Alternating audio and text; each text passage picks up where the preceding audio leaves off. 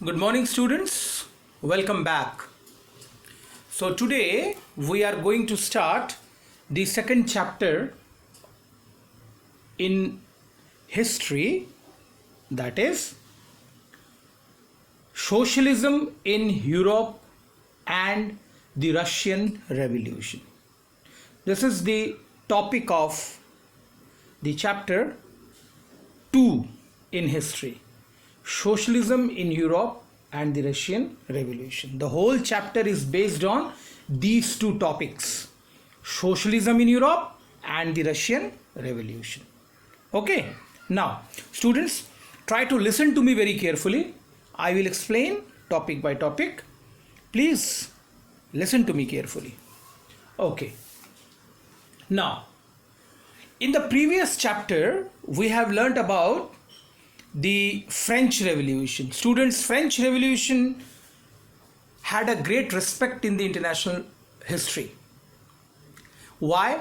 Because French Revolution developed the powerful ideas of freedom and equality that circulated in Europe after the revolution.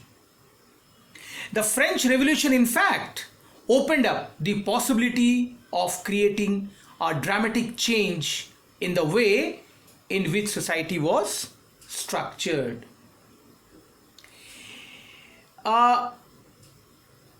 Before the 18th century, the society was broadly divided into estates. We have already learned in the French Revolution. That is, the first estate, second estate, and the third estate. That was aristocracy and church, which was controlled economic and social power. This was the situation before the French Revolution. Okay, but after the revolution, it seemed possible to change this. In many parts of the world, including Europe and Asia, new ideas about individual rights and who controlled social power began to be discussed. Now you understand why I just told you that why the French Revolution was very important? Yes, dear student. French Revolution changed the mindset of the people of the whole world. The revolution occurred in Europe, but it had its effect in Asia also. Now, there was a need of change in the society. Change in the society means privileged class were opposed everywhere in the society. People want distribution of power, okay, in the hands of common people. Elected leaders rule the country.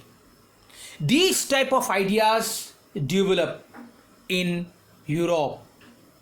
But I am telling you, students, not everyone in Europe was in favor of this complete transformation of the society. There were certain people who wish that the shift and change must be gradual. But there were again certain people who want a sudden change.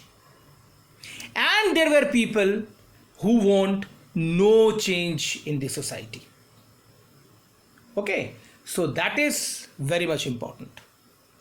So the society was divided into three different parts. One is liberal, radical, and conservatives. This will be T. And the conservatives. Okay. So this is how the whole society was developed. Now, who were radicals, who were liberals, and who were conservatives? This is what we are going to discuss. We'll continue with this. Thank you.